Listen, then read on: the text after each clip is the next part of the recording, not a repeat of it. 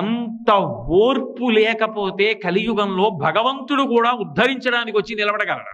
విసిగెత్తిపోయాడు అనుకోండి, ఆయన కూడా ఉద్ధరించడానికి ఎవరుంటారు ఇక్కడ? అంత ఓర్పుతో ఉండవలసినటువంటి అవతారం. ఎంత ఓర్పు లేకపోతే ఆ పద్మపీఠం మీద ఒక్కనాడు కాలు కదిపాడండి. ఒక్కనాడు ఎన్నాళ్ళు నించోనరా ఇలాగా, ఓ కుర్చీ వేయండి అని కూర్చున్నాడా?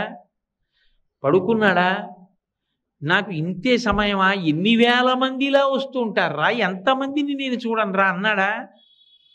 అలా చూస్తూనే ఉంటాడు, అనుగ్రహిస్తూనే ఉంటాడు. ఎక్కడో ఉండి మొరలు పెట్టుకున్నా ఆపద మొక్కల వాడి కాపాడుతూనే ఉంటాడు, క్షమిస్తూనే ఉంటాడు. అంత ఓర్పుతో రావాలి అవతారం. అందుకే మొదటే ఓర్పు పట్టి వచ్చింది. రావడం అన్ని అవతారాల్లాగా రాలేదు. భృగువు వెళ్ళి తంతే సహించి బయలుదేరాడు. అందుకే మీరు చూడండి, మొదట దయ కలుగుతుంది ఎప్పుడు మనిషికి. దయ కదిలితే కార్యం నడుస్తుంది. నేను అలా వెళ్ళిపోతున్నాను అనుకోండి, ఏదో దేవాలయంలోకి వెళ్ళి హుండీలో 100 రూపాయలు వేద్దాం అనుకుని వెడుతున్నాను. వెడుతుంటే ఒక పిల్ల తల్లి కంఠం పట్టుకుని గట్టిగా కౌగులించుకుని ఏడుస్తోంది.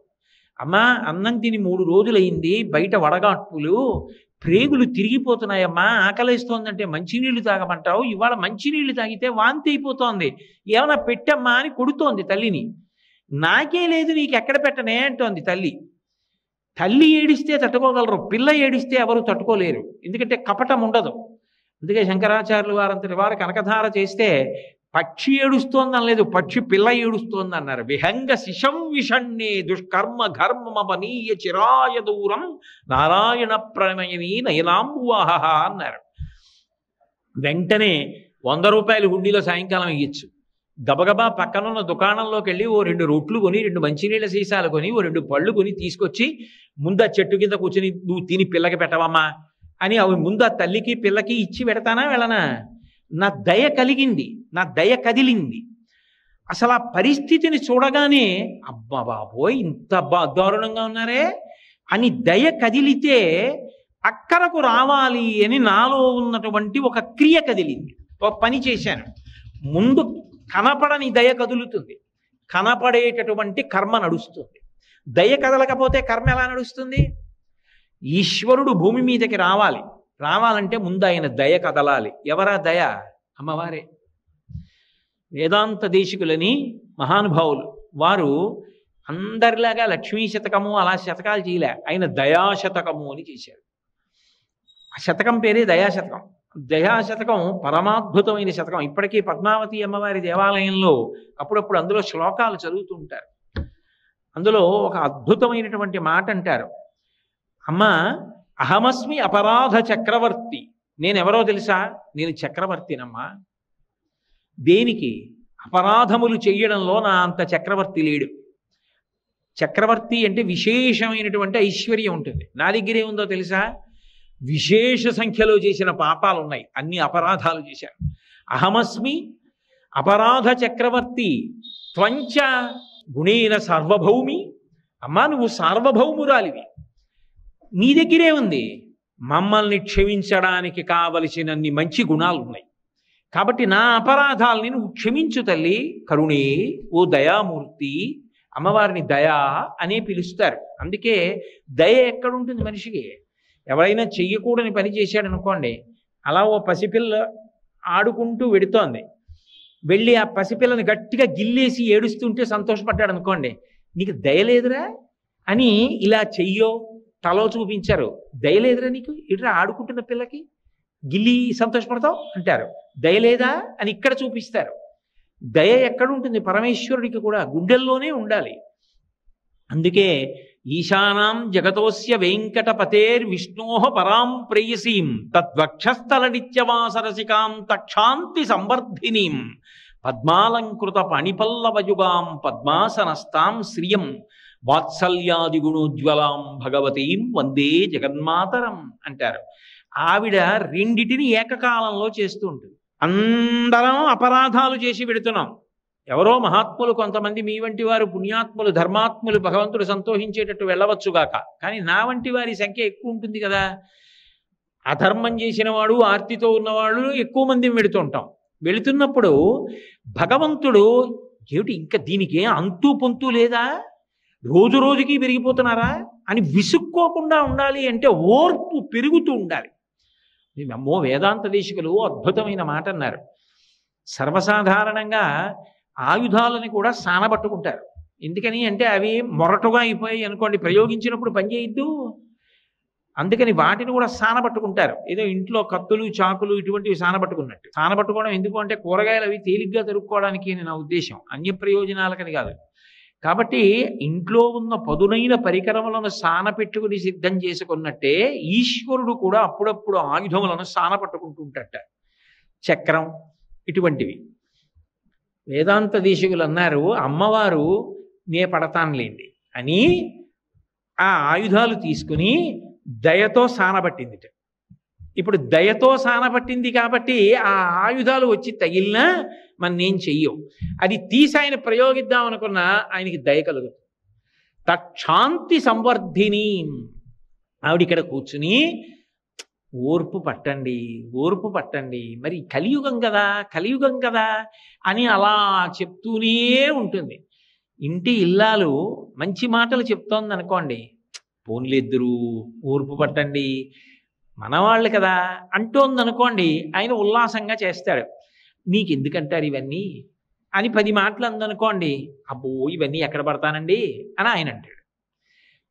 ఆమె వలన ఆయన పైకి కనపడదు కానీ వెనక ఆవిడ ఉంటుంది. అలా తక్షాంతి సంవర్ధిని, ఆయన ఓర్పుని ఆమె పెంచుతోంది.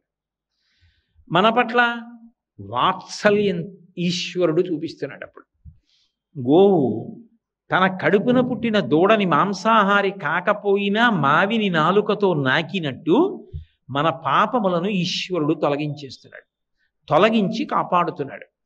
కాపాడడానికి ఆవిడ ముందు కదులుతోంది. కదలడం కూడా ఏదో సామాన్యంగా కదలడం కాదు. శ్రీగుణరత్న కోశంలో పరాశర భట్టర్లు ఒక అద్భుతమైన మాట అంటారు. ఐశ్వర్యమక్షరగతిం పరమం పదం వా కస్మై చితంజలి భరం వహతే వితీర్య అస్మైన కించితం కృతం ఇచ్చదాంబ త్వం లజ్జసే కథయకోయ ద్వార భావ అంటారు. త్రికరణ శుద్ధిగా ఎవరో వెళ్ళి అమ్మవారి దగ్గర ఇలా నమస్కారం పెట్టేట, అంజలి ఘటించాడు. త్రికరణ శుద్ధిగా పెట్టాడు నమస్కారం. ఒరే నువ్వు ఇంత త్రికరణ శుద్ధిగా నాకు అంజలి ఘటించావు, ఇహలోకమునందు నువ్వు సమస్త భోగములను అనుభవించు ఇస్తుందిట. 3 తరాలు చూడు దీర్ఘాయుష్మంతుణ్ణి చేస్తుందిట, ఆరోగ్యం ఇస్తుందిట, తేలికగా శరీరం నుంచి విడిపడేటట్టుగా చేస్తుందిట. బాగా అర్థం అవ్వాలి అంటే, కొద్దిగా కలిపి చెప్పాలి అంటే, శ్రీమన్నారాయణుడితో కలిసి భూమి మీదకి వచ్చి శరీరం విడిచిపెట్టేసిన తరువాత ఆ జీవుణ్ణి చెయ్యి పట్టి విమానంలోకి ఎక్కించుకుని వైకుంఠానికి తీసుకెడుతుంటే జీవుడు చుట్టూ చూసి, స్వామి మీ దర్శనం అయింది, సంతోషం, మా అమ్మేది అని అడిగితే, ఒరే నువ్వు ఒకరోజు త్రికరణ శుద్ధిగా అంజలి ఘటించావు, అంజలి ఘటిస్తే నీకు ఇహలోకమునందు ఐశ్వర్యం ఇచ్చాను, 3 తరాలు ఇచ్చాను, ఆరోగ్యం ఇచ్చాను, దీర్ఘాయుర్దాయం ఇచ్చాను, తేలికగా శరీరం నుంచి విడివడిపోయే అదృష్టం ఇచ్చాను, శ్రీవైకుంఠానికి తీసుకెడుతున్నాను, ఇంతకన్నా నేను ఇంకా ఏమీ చెయ్యలేకపోయానని సిగ్గుబడి ఎర్రబడిన ముఖంతో అదిగో తెర పక్కన నించుందంట. త్వం లజ్జసే కథయకో యజుదార భావ జ్ఞానక్రియా భజన సంపత కించనోహం ఇచ్చాధికార చకనానుశయా అనభిజ్ఞ అంగాసి దేవి వ్యవయోరపి దుస్సహాని బద్ధామి మూర్ఖచరితత్తవ దుర్భరోస్మి అంటారు. ఆ తల్లి అంతటి దయాగుణంతో ప్రసన్నురాలై ఉంటుంది. అందుకని ఆమె ముందు కదలాలి. ఆమె ముందు కదిలితే ఇంత గొప్పగా కలిపురుషుడు పాడు చేస్తుంటే వాళ్ళకు అక్కరకి రావడానికి నేను ఎడుతున్నానని ఆయన కదలడానికి అవకాశం ఉంటుంది. ముందు దయ కదిలితే ఆయన కదులుతాడు. అందుకని ఆమె కొల్హాపురం వచ్చింది, ఆయన భూమి మీదకి వచ్చాడు. అంటే దయ కదిలింది అని అర్థం చేసుకోవాలి. అంతేగాని వాళ్ళు కూడా దెబ్బలాడుకున్నారండి అని పౌరాణిక భాషను జాగ్రత్తగా అన్వయం చేసుకోవాలి. అంతేగాని కథగానే అర్థం చేసుకుని వాళ్ళు దెబ్బలాడుకున్నారు, మేము దెబ్బలాడుకోకూడదా అన్న మాట అన్వయం చేసుకోమని కాదు. కాబట్టి ఆయన బయలుదేరి భూమి మీదకి వచ్చాడు. వచ్చినటువంటి వాడు దక్షిణ దేశంలో ఉన్నటువంటి వెంకటాచలం దగ్గరికి వచ్చి అక్కడ ఉన్నటువంటి ఒక చింత చెట్టు కింద ఉన్న పుట్టలో ఉన్నాడు. అవతార ప్రకటనం చెయ్యలేదు వెంకటేశ్వరుడిగా, అందులోనే ఉండిపోయాడు. లక్ష్మీదేవి ముందు కదిలింది, వెనక వెంకటేశ్వరుడు కదిలాడు. కారణం ఆయన యొక్క అపారమైన ఓర్పు. అయితే విచిత్రం ఏమిటంటే నిజానికి వెంకటేశ్వరావతారం ప్రకటన అయిపోయిన సమయంలో కూడా ఎంత ఓర్పు పట్టాడంటే గొడ్డలి దెబ్బతిని అవతార ప్రకటన చేశాడు. గుండెల మీద తంతే వైకుంఠం నుంచి కదిలాడు ఓర్పు పట్టి. గొడ్డలి పెట్టి నెత్తి మీద కొడితే 7 చెట్ల ఎత్తు రక్తం పైకి లేచింది. ఎందుచేత అంటే బ్రహ్మాధేను శివోవత్సౌ గోపాలీ కమలాలయా అంటారు. బ్రహ్మగారు ఆవయ్యాడు, శివుడు దూడయ్యాడు. ఆ ఆవుని దూడని తీసుకొచ్చి చోళరాజుకి అమ్మడానికి ఆ ఆవుని దూడని అమ్మేటటువంటి వనితగా లక్ష్మీదేవే కొల్హాపురం నుంచి బయలుదేరి వచ్చింది. అమ్మారు. అసలు వచ్చింది ఎందుకు? ఈయన ఎక్కడున్నారని వెతుకుతున్నారు వాళ్ళు. వెతుకుతూ సమాసిజ్ఞచ్చ వాల్మీకం సమంతాత్ క్షీరధారయ, అక్కడ ఉన్నటువంటి పుట్టలో శ్రీహరిని చూసి సంతోషించి బ్రహ్మగారు పాలు వదిలిపెట్టి అభిషేకం చేస్తున్నాడు. ఈ ఆవు పాలన్నీ అక్కడ వదిలిపెట్టి ఇంటికి వెళ్ళిపోతోంది. ఆవు పాలు ఇవ్వట్లేదు, ఏం చేస్తున్నామని ఆవిడకి కోపం వచ్చి ఆ గోవులను రక్షించేటటువంటి వ్యక్తిని కొట్టించింది. ఆయనకి కోపం వచ్చి మరునాడు మాటేసి చూస్తున్నాడు. ఆ ఆవు వెళ్ళి పాలు వదిలిపెట్టేస్తోంది పుట్టలోకి. అది సాక్షాత్ శ్రీమన్నారాయణుడి మీద వదులుతోంది. అది బ్రహ్మగారు ఆ గోవు. కానీ నిష్కారణంగా నేను దెబ్బలు తిన్నాను, ఈ ఆవు తీసుకెళ్లి పుట్టలో పాలు వదిలేస్తోందని కోపం వచ్చి ఆ కోపంలో యుక్తాయుక్త విచక్షణ మరిచిపోయి అన్ని దెబ్బలు తిన్నాడు కదా, మరి ఆ బాధ ఆక్రోశం ఉంటాయి కదా, చటుక్కున చేతిలో ఉన్న గొడ్డలి తీసి ఆవు మీదకి విసిరాడు. నేను ఇక్కడ ఉండగా గోవు మరణించకూడదు, నన్ను నమ్ముకున్న భక్తుడు బ్రహ్మగారు గోవు రూపంలో ఉన్నాడు, మరణించకూడదు, నేను కాపాడాలని చటుక్కున పుట్టలోంచి పైకి లేచి ఆవు గడ్డంగా తలపెట్టాడు.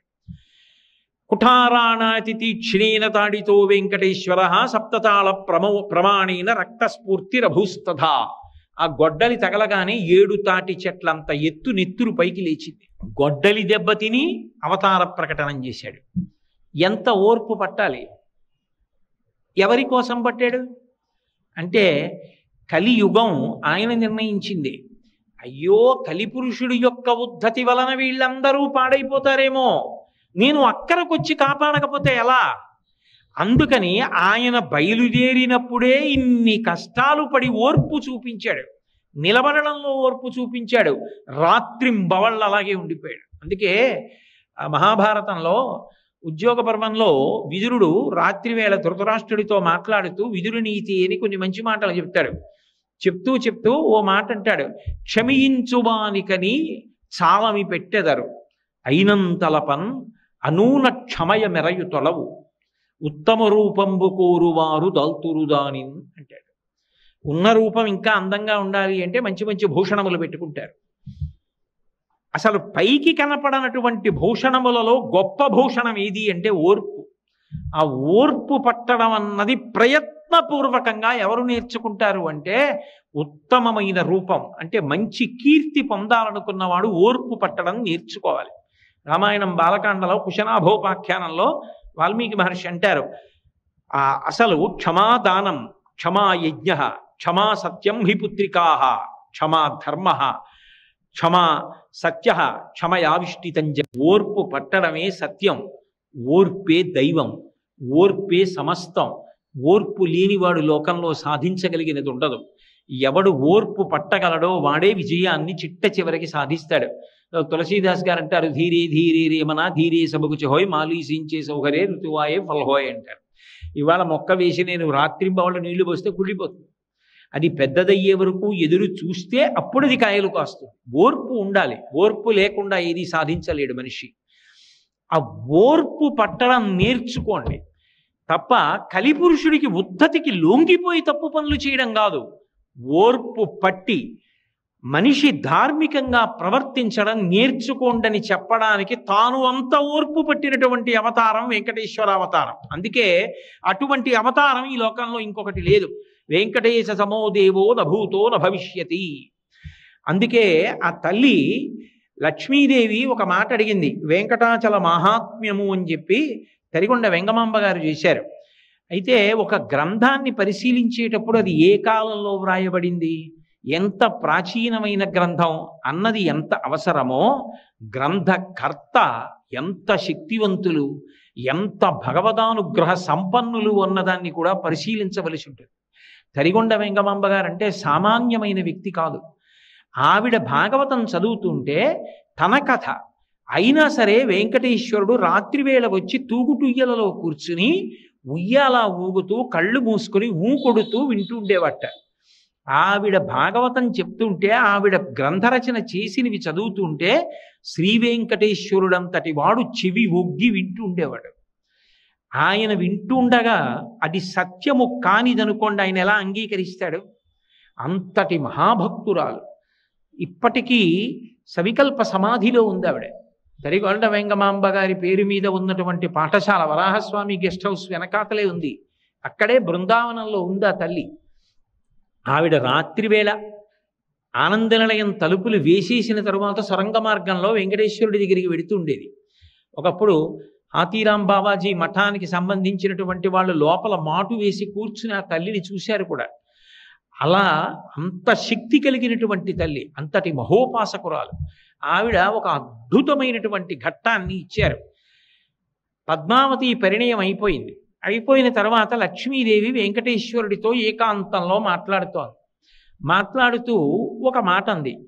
అనగా పిండికి నేను వచ్చినప్పుడిచట ధనంబు లేదని చెప్పిన తప్పే, అట్లు చెప్పినన్ ప్రేమతో ధనంబు నేనియనే, నన్నప్పుడు తేరచేసి ధనదున్ నా పిండ్లికి నీవు అప్పు ఇమ్మని యాచించుట ఏమి కార్యము తెలుపుమా ఓ వెంకటేశ అంటుంది. ఓ వెంకటేశ్వర, నాకు ఓ మాట చెప్పు. నిజంగా ఈ అవతారంలో నువ్వు వైకుంఠం నుంచి వచ్చినప్పుడు నీ దగ్గర డబ్బేమీ లేదు అనుకో, పోనీ అనుకో. పద్మావతి పరిణయానికి డబ్బులు కావలసి వచ్చాయి అనుకో. నేను వచ్చాను కదా పెళ్ళికి కొల్హాపురం నుంచి, లేదు పాతాళలోకం నుంచి వచ్చానుగా సూర్యభగవానుడు వచ్చినప్పుడు లక్ష్మి పెళ్ళికి డబ్బులు లేవంటే నేను ఇవ్వనా ప్రేమతో? నువ్వు నన్ను అడగకుండా నన్నప్పుడు తేరచేసి ధనదున్ నా పిండ్లికి ధనమిమ్మని అప్పు చేయుట ఏమందున్ జగన్నాయక. ఓ జగన్నాథుడా, కుబేరుడి దగ్గరికి వెళ్ళి లక్ష్మీపతివి నా పెళ్ళికి అప్పిమ్మని, పైగా ఓ నోటు రాసిచ్చి దానికి రుణపత్రం ఇచ్చి డబ్బు అప్పుచ్చుకుని పెళ్లి చేసుకున్నావా? ఎందుకు చేసావలా అని అడిగింది. అడిగితే ఆయన అప్పుడు ఒక మాట చెప్పాడు. లక్ష్మి, నువ్వు డబ్బు ఇవ్వలేవని కాదు, నేను డబ్బు సృజించలేక కాదు. నేను శ్రీయప్పతిని, నువ్వు నా భార్యవి. ధనము లేక కాదు అప్పు చేసింది, అది మిష. నిజానికి నేను ఎందుకున్నానో తెలుసా? కలియుగంలో ఇక్కడే. దానికి ఒక కారణం ఉంది. శ్రీవైకుంఠ విరక్తాయ స్వామి పుష్కరిణీతటే రమయా రమమాణాయ వెంకటేశాయ మంగళం. శ్రీవైకుంఠం మీద విరక్తి పుట్టింది. కారణం భోగాలు తక్కువై కాదు. అయ్యో, ఈ యుగంలో కలిపురుషుడి ఉద్ధతి వలన ప్రజలందరూ ఇంత బాధపడుతున్నారు. బాధపడుతుంటే వాళ్ళని కాపాడడానికి నేను అక్కడ ఉండకుండా ఇక్కడ కూర్చుని ఏం చేస్తాను? వాళ్ళకి ఊరట కలగాలంటే అంతటా ఉన్నానన్నది సత్యమే, కానీ నేను ఒక రూపంతో వాళ్ళకి ఎదురుగుండా కనపడితే వాళ్ళకి ఊరట. అందుకని నేను అక్కడ ఉండాలి. అక్కడ ఉండడం కోసమని నేను వెళ్ళాలి. అందుకని నేను ఇక్కడే ఉంటాను, నేను రాను. కారణం ఏమిటో చెప్పమంటావా? కలియుగంబున ప్రజలు పాపకర్మంబులనరించి రోగాది తాపత్రయముల్ కలుగగా వెరచి తత్కాలంబునందు నన్ను పేర్కొనుచు పలు మొరల్ పెట్టినప్పుడు వచ్చు వారి ఆపదల తీర్చి వారి బ్రోవక ఊరకుండుట నాకు నీతి కాదు. పాపంబుపై ఆకర్షణంబు చేసి వచ్చు ఆపదల తీర్చి ధనము ఈ కొండపైకి రప్పించి నిస్పృహుండనగుచు అజ్ఞులైన జనులకిప్పింతు నచలమతిని. ఎందుకుంటానో తెలుసా? ఇక్కడ ఈ తిరుమల క్షేత్రంలో, ఈ ఆనంద నిలయంలో నేను ఎందుకు ఉండిపోయానో తెలుసా లక్ష్మి? ఎందుకు అప్పు తీసుకున్నానో తెలుసా? ఎందుకు వడ్డీ కడుతున్నానో తెలుసా? కలిపురుషుడి యొక్క ఉద్ధతి వలన అనేకమైన పాపములు చేస్తారు ప్రజలు. ఆ పాపములు చిన్న చిన్నవైతే వాళ్ళ కార్యక్రమాలను ఇబ్బంది పెట్టనటువంటి చిన్న చిన్న రోగములుగా పోతుంటాయి. కానీ అసలు పెద్ద పెద్ద పాపములైతే ఏం చేస్తాయంటే ఏ కార్యమును చేయడానికి శక్తి లేని స్థితిలో ఆ పాపము బాధ పెడుతుంది. పైగా ధనం విశేషంగా క్షయమైపోతుంది. గొప్ప బాధని శరీరంలో పొందుతూ ఉంటాడు. దానివలన ఎన్ని ఉన్నా మనశ్శాంతి ఉండదు. అటువంటి రోగముల చేత బాధపడుతూ ఉంటారు.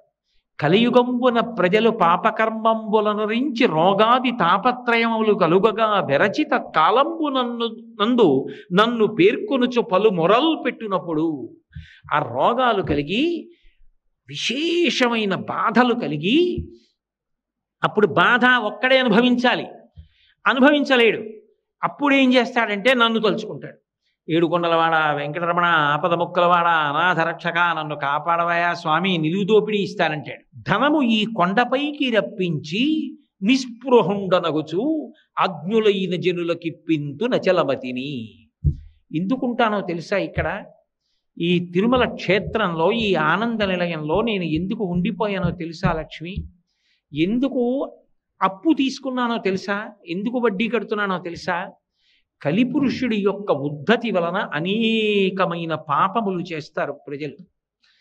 ఆ పాపములు చిన్న చిన్నవైతే వాళ్ళ కార్యక్రమాలను ఇబ్బంది పెట్టనటువంటి చిన్న చిన్న రోగములుగా పోతుంటాయి. కానీ అసలు పెద్ద పెద్ద పాపములైతే ఏం చేస్తాయంటే ఏ కార్యములు చేయడానికి శక్తి లేని స్థితిలో ఆ పాపము బాధ పెడుతుంది. పైగా ధనం విశేషంగా క్షయమైపోతుంది. గొప్ప బాధని శరీరంలో పొందుతూ ఉంటాడు. దానివలన ఎన్ని ఉన్నా మనశ్శాంతి ఉండదు. అటువంటి రోగముల చేత బాధపడుతూ ఉంటారు. కలియుగంబున ప్రజలు పాపకర్మంబులనరించి రోగాది తాపత్రయములు కలుగగా విరచిత కాలంబు నన్ను పేర్కొనుచు పలు మొరలు పెట్టినప్పుడు ఆ రోగాలు కలిగి విశేషమైన బాధలు కలిగి అప్పుడు బాధ ఒక్కడే అనుభవించలేడు. అప్పుడు ఏం చేస్తాడంటే నన్ను తలుచుకుంటాడు. ఏడుకొండలవాడ వెంకటరమణ ఆపద ముక్కలవాడ అనాథ రక్షక నన్ను కాపాడవయా స్వామి, నిలువు దోపిడీ ఇస్తానంటాడు. నేను వింటాను. విని నేను ఇక్కడ లేకపోతే ఎలా? విని వాని పాపంబు ద్రవ్యంబుకై ఆకర్షణంబు చేసి వాడు చేసిన పాపాన్ని ద్రవ్యము మీదకే ఆకర్షణ చేస్తాను. అందుకే ఈ యుగంలో ఈ దేవాలయంలో హుండీ ప్రధానమైపోతుంది. ఒక్కొక్క చోట ఒక్కొక్కటి ప్రధానం. గురువాయూరు వెళ్ళారనుకోండి నారాయణీయం పారాయణ చేస్తారు. పళని వెళ్ళారనుకోండి కావడ పట్టుకుంటారు. వైకోం వెళ్ళారనుకోండి మహాదేవుడికి విందులు చేస్తారు. ఒక్కొక్క క్షేత్రానికి వెళ్ళినప్పుడు ఒక్కొక్కటి చేస్తారు. ఏదో రామేశ్వరం వెళ్ళారనుకోండి ఆ కాశీ నుంచి తీసుకొచ్చినటువంటి గంగతో రామేశ్వరుడికి అభిషేకం చేస్తారు. ప్రయాగ వెళ్ళారనుకోండి ఇక్కడి నుంచి పట్టుకెళ్ళినటువంటి ఇసుక అక్కడ గంగలో కలుపుతారు. ఇలా సముద్ర జలాల్ని తీసుకెళ్లి కలుపుతూ ఉంటారు. ఇలా ఒక్కొక్క చోటుకి వెళ్ళినప్పుడు ఒక్కొక్కటి చేస్తూ ఉంటారు. త్రిపెట్రియార్ అనే క్షేత్రం ఉంది, అక్కడికి వెళ్ళారనుకోండి రామాలయం తుపాకీ పేలుస్తారు ఒకసారి. ఒక్కొక్క క్షేత్రంలో ఒక్కొక్క పని చేస్తారు. ఈ క్షేత్రంలో ధనాన్ని హుండీలో వేయడం ప్రధానం అవుతుంది. ఎందుకు అవుతుందో తెలుసా? వారి పాపంబు ద్రవ్యంబుపై ఆకర్షణంబు చేసి ఎన్ని పాపాలు చేశాడో అంత పెద్ద మొక్కుతాడు. స్వామి నిలువు దోపిడీ ఇచ్చేస్తానంటాడు. అని ఆ డబ్బంతా వాడి పాపం మీగా మారిపోయి ఆ పాపాన్ని డబ్బు మీదకి ఆకర్షణ చేస్తాను. ఇప్పుడు వాడే అది పట్టుకుని కొండ మీదకి వస్తాడు. నేను లేకపోతే వాడి కష్టాన్ని తీర్చేది ఎవరు? కలిపురుషుడి ఉద్ధతి వలన కదూ ఈ తప్పులు చేసేసాడు, అనుభవిస్తున్నాడు. వచ్చు ఆపదల తీర్చి అప్పుడు వాడు రక్షించుకోలేడు. ఆ ఆపద నేను తీరుస్తాను, తీర్చి వాడిని కాపాడతాను. వాడే ఆ డబ్బు పట్టుకుని కొండ మీదకి వస్తాడు. అది ఏమిటి? తత్పాపరూపమైనట్టి ధనము. ఆ పాపరూపమైన ధనం మీద నాకు అనురక్తి ఉండదు. వాడు తీసుకొచ్చి హుండీలో వేసేస్తుంటారు. నిస్పృహుండనగొచ్చు. ఇన్ని కోట్లు నాకేం సంతోషం ఉండదు. అది చూసి నేనేం మురిసిపోను. లోకంలో అందరూ నేను డబ్బున్నవాడిని అనొచ్చు, కానీ నాకు పరమ అసహ్యం వేస్తుంది చూసి. నిస్పృహుండనగచ్చు. నేను చెప్పట్లా, తరిగొండ వేంగమాంబ గారు చెప్పిన మాట వెంకటాచల మహాత్మ్యంలో. నిస్పృహుండనగచ్చు అజ్ఞులైన జనులకి పింతు నచలమతిని. డబ్బు పోతే ఏడుస్తారు, కానీ నేను ఆ డబ్బు వెళ్ళిపోతుంటే సంతోషపడిపోతుంటాను. అమ్మయ్య అని అజ్ఞులైన జనులకు ఏవేవో సౌకర్యాలు, కళ్యాణ మంటపాలనండి, వైద్యశాలలనండి, విద్యాశాలలనండి, ఏవో ఒకటి ప్రజలకి పెట్టించండి అని అవన్నీ పంపించేస్తూ ఉంటాను తప్ప అందులో ఒక్క రూపాయి కాసు నేను అట్టి పెట్టుకోను. తత్పాపరూపమైనట్టి ధనము నాకు ఇష్టం ఉండదు. మరి ఏమండి మీరు ఆ డబ్బు తీసుకోక వడ్డీ ఎలా కడతారు? నా దగ్గర వద్దంటారు ఎలా అంటే, ఇలను ధర్మాత్ములైన వారిచ్చినట్టి పరమ ధార్మికుడైన వాడు ఉంటాడు. వాడికి ధర్మానుష్ఠానం అంటే మహాప్రీతి, ధర్మం అంటే అంత నమ్మకం. వాడు బయలుదేరుతాడు ఇంటి దగ్గర వెంకటాచలం పెడతానని. వాడు వెంకటాచలం పెడతానని బయలుదేరగానే నా ముఖం ఇంత అయిపోతుంది. ఇప్పటికీ వెంకటాచలంలో పెద్దలు చెప్తూ ఉంటారు, ఒక్కొక్కసారి స్వామివారి ముఖం కళలాడిపోతుంది, అంత ఆనందపడిపోతారని. వాళ్ళు అనుకుంటారట ఎవరో ధార్మికుడు బయలుదేరాడని. నాకు పేర్లు చెప్పడం ఇష్టం లేక చెప్పట్లేదు, అక్కడ ఉన్న అధికారులే చెప్తూ ఉంటారు. ఆయన ఎవరో వస్తాడు, ఆయన ఎవరో ఎవరికీ తెలియదు. ఆయన వస్తాడు, స్వామిని చూస్తాడు, స్వామి పొంగిపోతాడు ఆయన్ని చూసి, ఆయన వెళ్ళిపోతాడు. ఈయన చిన్నపుచ్చుకుంటాడు, అయ్యో వెళ్ళిపోయాడే, మళ్ళీ ఎప్పుడు వస్తాడో అనుకుంటాట. ఇలను పుణ్యాత్ములైన వారిచ్చినట్టి ధనము నే కొంత గైకొని కొంత ధనతుకు వడ్డీకి ఇచ్చి వింతలేన చేయుచుండెదననుచు మచికను బలికే. ఆ ధర్మాత్ముడైన వాడు హుండీ దగ్గరికి వస్తాడు. వాడేం పెద్ద పెద్ద నోట్ల కట్టలు బంగారం ముద్దలు వాడేం వేయడు. వాడు ఏదో జాగ్రత్తగా పంచ మడతలో పెట్టుకున్నది ఏదో తీసి ఆ హుండీలో ఇలా వేస్తాడు. నేనేం చేస్తానో తెలుసా? అది హుండీలో పడిపోకుండా ఎవరికీ కనపడకుండా చెయ్యి పెడతాను. పెట్టి ఆ పడుతున్న దాన్ని నేను పట్టుకుంటాను, అది తీసుకుంటాను. ఇలను పుణ్యాత్ములైన వారిచ్చినట్టి ధనమునే కొంత కైకొని కొంత ధనతుకు వడ్డీకి ఇచ్చి ఆ తెచ్చి ఆ డబ్బు దాస్తా. ఆ డబ్బులోంచి కుబేరుడికి వడ్డీ కడతా, కొంత నా జేబులో ఖర్చులకి పెట్టుకుంటా. యుగధర్మం, ఆయన కూడా యుగధర్మం పాటిస్తూ ఉంటాడు. అందుకని నేను మీకు ఎన్నో చోట్ల చూపిస్తా ఆయన యుగధర్మం పాటించడం ఎంత గొప్పగా పాటిస్తాడో. కాబట్టి కొంత ధనతుకిచ్చి కొంత ధనతుకు వడ్డీకిచ్చి నేను వింతలీల చేయుచుండెదననుచు మచ్చికను బలికే. నేను వింతలీల చేస్తూ ఉంటాను లక్ష్మి, పాపాలు చేశారని చెప్పి చంపేను, అవకాశం ఇచ్చి మారమని చెప్తాను. ఏం సాధించావు పాపం చేసి? ఏం సుఖపడ్డావు? ఏం సంతోషపడ్డావు? ఏం రక్షింపబడ్డావు? నన్ను నమ్ముకుని బ్రతికితే ఏటీఎం కౌంటర్లో కూడా డబ్బులు ఉండకపోవచ్చేమో, ఏటీఎం కౌంటర్లో కూడా నీకు డబ్బున్నా నీకు కావలసినంత డబ్బు ఇవ్వకపోవచ్చేమో. నన్ను నమ్ముకున్నవాడు మాత్రం చెడిపోవడం అన్నమాట ఉండదు కదా, నేను కాపాడతాను కదా. కలలోనంతన్మున్నెరుంగని మహాకష్టాత్ముడైనట్టి దుర్బలుడాపత్సమయంబునన్ నిజ పదాబ్జాతంబు ఉల్లంబునం తలపన్ అంతని వచ్చి ఆర్తిహరుడై తన్నైన ఇచ్చను. సునిశ్చల భక్తిభావములను భజించు వారికిడడే సంపద్విశేషోన్నతుల్ అంటుంది కుచేలుడి భార్య భాగవతంలో.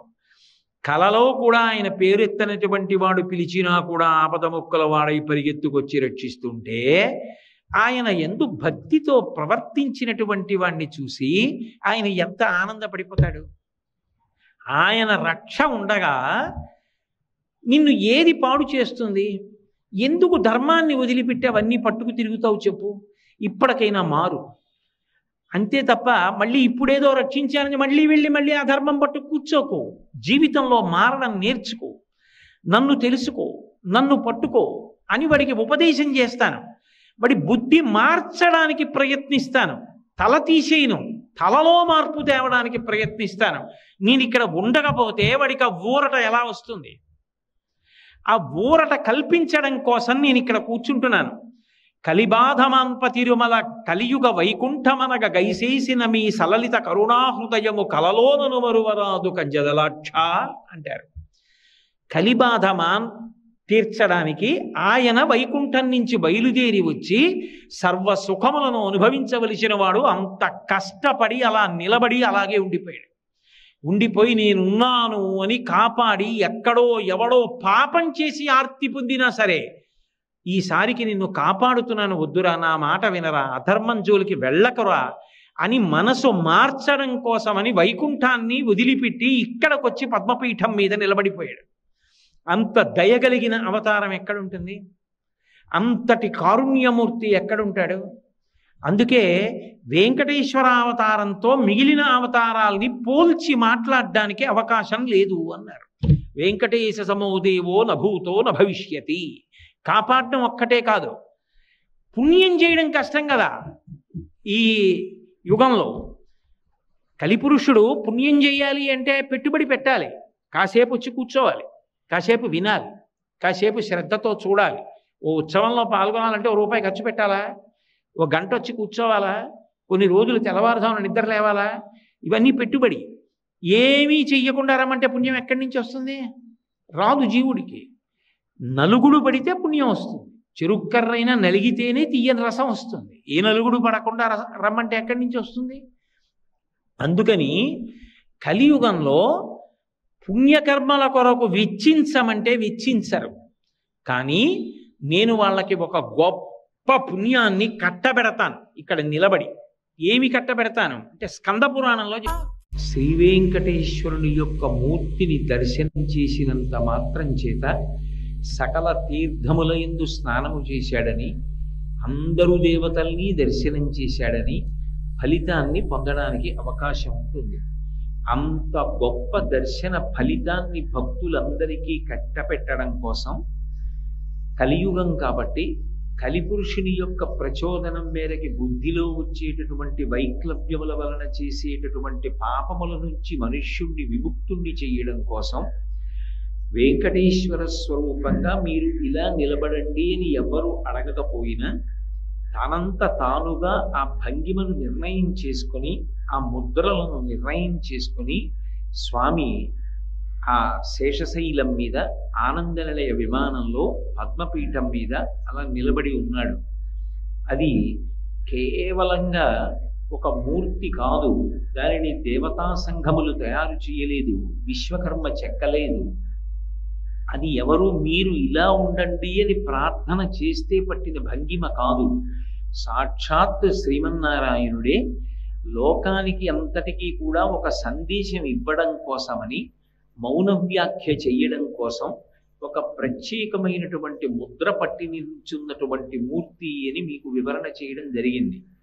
పద్మాసనస్థయౌ పద్మావతీదేవి నిజవక్షమందున నిలుపుకొనుచు జనులకు తన చరణములే గతి అని దక్షిణ కరము పాదములు చూప, తన చరణములు నమ్మిన వారలకు ఈ భవాంబోధి కటిదగ్నమగునటంచు, వామహస్తంబు కటిభాగమున నుంచి చూపరులకు సంకేతించుచుండ, పరమ పావన శేష పర్వతము మీద అలరు ఆనంద నిలయమందను నిలచి దివ్యమంగళ విగ్రహుండవ్యయుండు పరమ పావనుడు శ్రీ వెంకటేశ్వరుడు వేడిక అంటారు.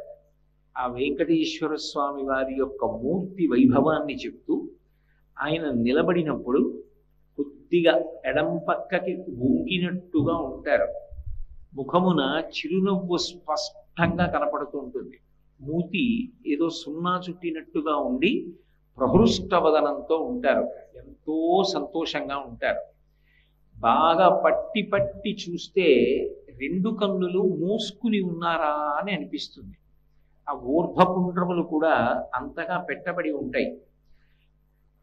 అసలు నిజానికి కన్నులు తెరిచి చూసినప్పుడు కనపడేటటువంటి వస్తువులన్నింటి వలన పొందేటటువంటి సంతోషము కన్నా కన్నులు మూసుకుని నువ్వెవరో తెలుసుకుని నీలో ఉన్నటువంటి ఆత్మని అనుభవంలోకి తెచ్చుకున్న నాడు కలిగేటటువంటి ఆనందమే మనుష్య జన్మ యొక్క పరమావధి అని తెలియచేయడానికి ఆయన లోచూపుతో చూస్తూ ఉంటాడు. పై కన్నులతో కాదు. వచ్చినవాడి మనసులో ఉన్న కోరిక, ఆయన యొక్క సాధన, ఆయన యొక్క నిరక్తి, ధర్మానుష్ఠాన బలం, ఇవన్నీ కూడా ఆయనకి తెలియనివేం కావు. సర్వజ్ఞుడు. కన్నులు మూసుకుని పై కన్నులతో కాకుండా లోనేత్రంతో పరిశీలిస్తూ ఉంటాడు. అలా నిలబడి ఉండడంలో పద్మాసనస్థయో పద్మావతీదేవి నిజవక్షమందున నిలుపుకొనుచు. తిరుపతి క్షేత్రంలో 3 పద్మావతులు ఉన్నారు. ఎందుచేత ఈ మాట అంటున్నాను అంటే శ్రీ వెంకటేశ్వర స్వామి వక్షస్థలంలో అధివసించి ఉన్నటువంటి వ్యూహస్వరూపమైనటువంటి లక్ష్మీదేవి ఒకరు. కౌస్తుభము ఉండే చోట ఆమె ఉంటుంది అని. అటువంటి లక్ష్మీదేవి ఒకరైతే ఒకానొకప్పుడు త్రేతాయుగంలో వేదవతికి ఇచ్చినటువంటి వరాన్ని పూర్తి చేయడం కోసం పరమాత్మ సంకల్పం చేస్తే ఆకాశరాజు నారాయణవనంలో భూమిని దున్నుతున్నప్పుడు ఒక మందసం లభించి ఆ పెట్టెని విప్పి చూసినప్పుడు ఆ పద్మాలలో పడుకుని అయోనిజగా తనంత తానుగా ఆవిర్భవించినటువంటి పద్మావతి ఒకరు. ఆమెని పరిణయం చేసుకున్నాడు. అందుకని పద్మావతి పరిణయమై ఆమె ఆయనతోటే ఉంటుంది వెంకటాచలంలో, ఆనంద నిలయంలో. కాబట్టి ఆ పద్మావతి ఆయనతో ఉంది ఒకటి.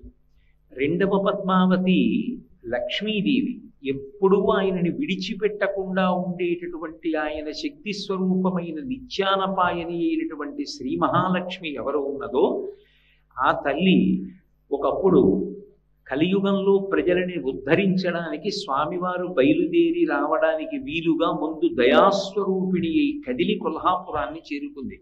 తదనంతరము ఆమె పాతాళ లోకానికి వెళ్ళి కపిల మహర్షి దగ్గర ఉన్నప్పుడు ఆ మహాలక్ష్మి మళ్ళీ భూమి మీదకి రావాలి అనేటటువంటి సంకల్పంతో శ్రీ వెంకటేశ్వరుడే అమ్మవారి కోసం తిరు ఈశానూరు అంటారు. ఆ తిరు ఈశానూరు క్షేత్రంలో ఇవాళ పద్మావతి అమ్మవారి దేవాలయం ఎక్కడుందో అక్కడ కోనేటి ఒడ్డున కూర్చుని తపస్సు చేశాడు. తపస్సు చేస్తే కార్తీక మాసంలో శుక్లపక్షంలో పంచమి శుక్రవారం తిథి నాడు సహస్ర రేకులతో ఒక పద్మం విచ్చుకుంది. ఆ విచ్చుకున్న పద్మంలోంచి ఆవిర్భవించింది మహాలక్ష్మి. అందుకే ఆమె కార్తీక మాస శుక్లపక్ష పంచమి నాడు ఆవిర్భవించింది. కాబట్టి అమ్మవారికి సంబంధించినటువంటి బ్రహ్మోత్సవాలన్నీ కూడా కార్తీక మాసంలో జరుగుతాయి. ఆ తల్లిని వెంకటాచలానికి రమ్మని స్వామి అడిగారు. నీ కోసమని భక్తులు ఎందరో కొండ మీదకి వచ్చి నిన్ను సేవిస్తూ ఉంటారు. నేను ఇక్కడే తిరుపతి పట్టణంలో క్రిందనే ఉండిపోయి నా దగ్గరికి వచ్చి భక్తులందరూ మొట్టమొదట అమ్మ అని నన్ను సేవిస్తూ ఉంటారు. నేను నన్ను సేవించినప్పుడు నాకు చేసినటువంటి సేవలు ఉత్సవాలు నీకు చేసినటువంటి సేవలుగా నీకు చేసినటువంటి ఉత్సవాలుగానే భావించి నీ అనుగ్రహాన్ని భక్తులకి సముపార్జించి పెట్టడంలో వారికి ఉపకారం చేస్తూ ఉంటాను. నాకు ఒక్కటి చాలు. కార్తీక మాసంలో శుక్లపక్షంలో పంచమి శుక్రవారం నాడు ఆవిర్భవించాను కనుక ఆ బ్రహ్మోత్సవాలు జరిగేటటువంటి సమయంలో నాకు పసుపు కుంకం చీర దానితో పాటుగా నువ్వు మెడలో వేసుకుని కొంతసేపు ఉంచుకున్నటువంటి మాలని బహుమానంగా పంపించు. వాటిని నేను ధరిస్తూ ఉంటాను. నేను ఇక్కడ తిరుపతి పట్టణంలోనే ఉంటానని అమ్మవారు తిరుపతి పట్టణంలో ఉండిపోయింది.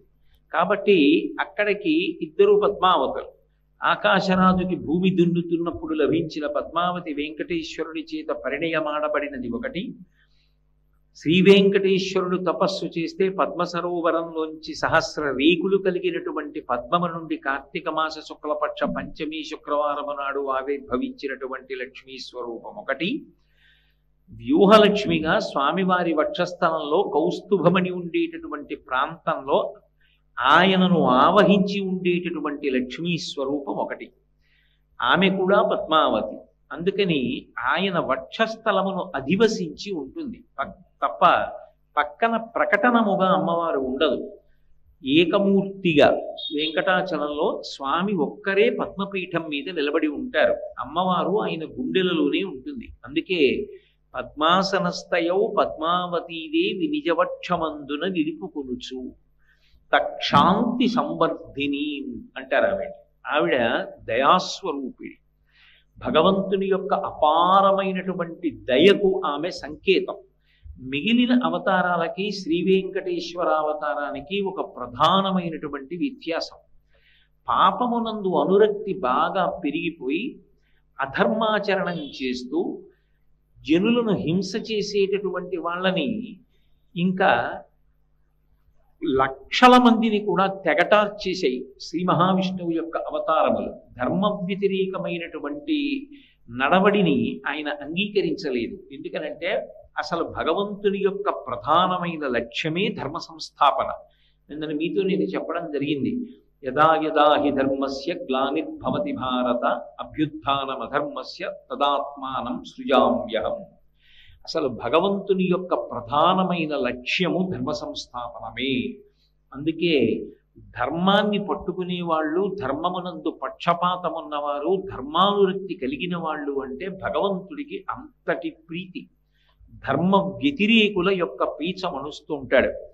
అందుకే ఆయన భాగవతంలో ప్రహ్లాదోపాఖ్యానంలో దేవతలందరితో మాట్లాడుతూ ఒక మాట అంటాడు, నేను ఎప్పుడెప్పుడు అవతారం తీసుకుని భూమి మీదకి వస్తాను అంటే శుద్ధ సాధులందు, సురలందు, శృతులందు, గోవులందు, విప్రకోటియందు, ధర్మ పదవి ఎందు, తవిలి నాయందు, వాడెన్నడలుగు నాడి హింసనందు అంటాడు.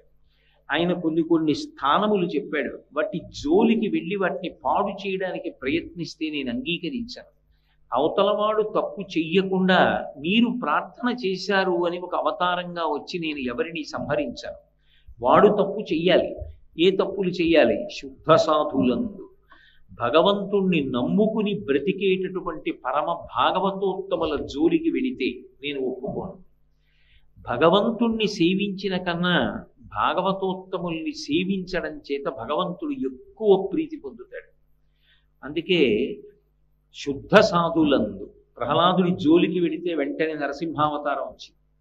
శుద్ధ సాధులందు, సురలందు, దేవతలను పదవులలో నియమించి ధర్మచక్రం తిరిగేటట్టుగా నియామకం చేసిన వాడు ఆయన. అటువంటి దేవతల జోలికి వెళ్ళి నిష్కారణంగా దేవతల్ని నింద చేసిన, దేవతల జోలికి వెళ్ళి ఇబ్బంది పెట్టే ప్రయత్నం చేసిన, అవతార స్వీకారం చేసి ధర్మాన్ని రక్షించడానికి అటువంటి వారి యొక్క పీచమనుస్తాను. కాబట్టి శుద్ధ సాధులందు, సురలందు, శృతులందు, వేదము యొక్క ప్రమాణము ప్రశ్నింపబడిన నాడు వేదము యొక్క ప్రమాణమును నిలబెట్టడానికి వస్తాను. సురలందు, శృతులందు, గోవులందు, విప్రకోటి ఎందు. గోవులు పరమ పవిత్రమైనవి. ఆ గోవుల వలన వచ్చేటటువంటి నెయ్యి ఏది ఉన్నదో, పాలు ఏ ఉన్నాయో, ఆ గోమయము గోమూత్రము వలన యజ్ఞము జరుగుతోంది. ఆ యజ్ఞము వలన ధర్మచక్రము తిరుగుతోంది. అందుకే గోవులందు, విప్రకోటి ఎందు మంత్రభాగాన్ని సమన్వయం చేసి దొరికిన దానితో తృప్తిగా జీవనం చేసేటటువంటి విప్రులు ఎవరుంటారో అటువంటి విప్రుల యందు నేను నిరంతరము అనురక్తితో ఉంటాను. అటువంటి వారి జోలికి వెళ్ళి బాధ పెట్టిన, గోవులందు, విప్రకోటి యందు, ధర్మ పదవి ఎందు, ధర్మానికి వ్యతిరేకంగా ప్రవర్తించిన, ధర్మ వ్యతిరేకమైన ప్రసంగములు చేసిన, ధర్మాన్ని కాదని అన్న నేను అంగీకరించాను.